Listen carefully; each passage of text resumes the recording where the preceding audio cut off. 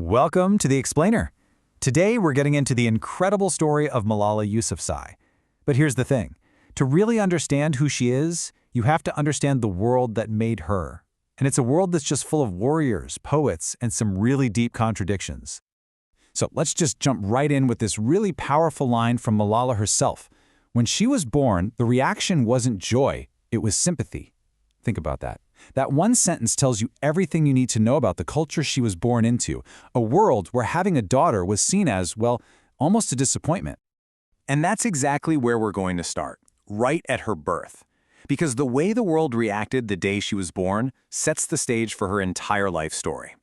But while the village felt pity, her father, Ziauddin, did something totally revolutionary. He celebrated her.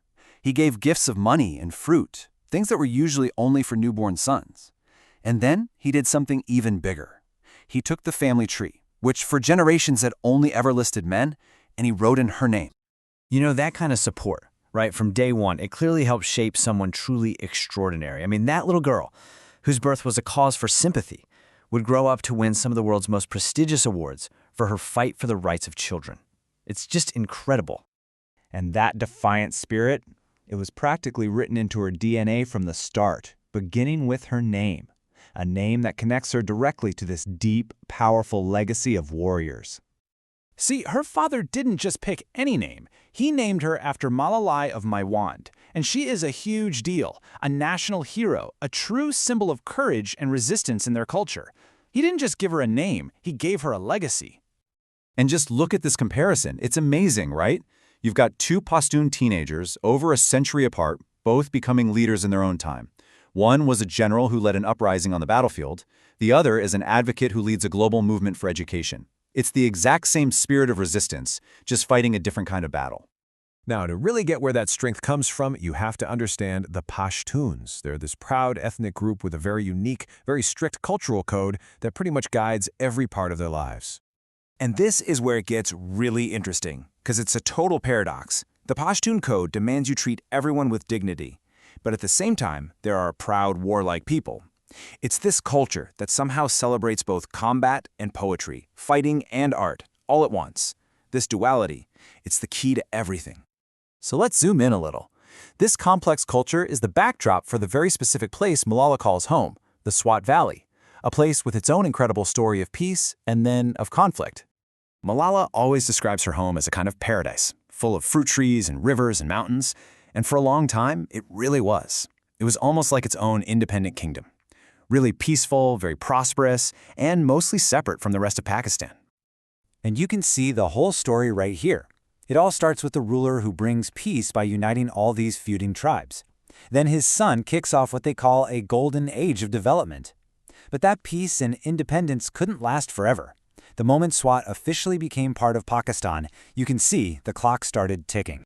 But let's look closer at that so-called golden period under the ruler Jahanzeb. Yeah, he built tons of schools, hospitals, and roads, which is amazing progress, but there was a catch, a big one. There was absolutely no freedom of expression. If you dared to criticize him, you were just kicked out of the valley. So it was prosperity for sure, but it wasn't freedom. And that peace, even the kind without freedom, was about to be completely shattered. Everything was about to be turned upside down for Malala, her family, and everyone in the Swat Valley. So, what went wrong? How does a place like this beautiful valley that had seen so much progress, just fall apart? And what's really wild is that this wasn't some far-flung, isolated place. Swat Valley is only about 100 kilometers from Islamabad, the capital of Pakistan. But even being that close to the center of power couldn't stop its world from being completely and utterly changed. Because in 2007, the Taliban took control. They brought with them their own brutal version of Islamic law, and they specifically went after the freedoms of women and girls. All those schools that had been built during that golden age, suddenly, they were all at risk of being shut down for good. So you've got this incredible mix, right? A girl with a warrior's name, from a warrior tribe, born in a valley that had this memory of a golden age of peace. And it all comes together in this central, fascinating paradox of who she is. You know, when Malala is asked who she is, she answers in this exact order. First, she's a Swati, from her peaceful home.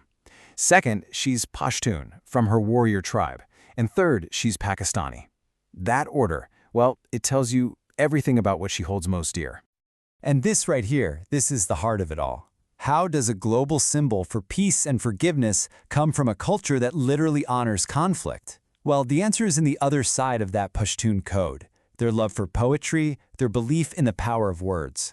She inherited both traditions, the warrior spirit and the poet's voice, and she chose to fight her battles with words instead of weapons. And what is she fighting for? It's not some complicated political agenda. It's a beautifully simple, incredibly powerful dream. Just a day when every single girl is free to learn, to play, and to become whoever she's meant to be. Which really leaves us with this one last thing to think about. Malala's story isn't just about her own personal bravery. It's this powerful reminder that where you come from doesn't have to decide where you're going. She took all the strength of a warrior culture and she aimed it at building a more peaceful world for everyone.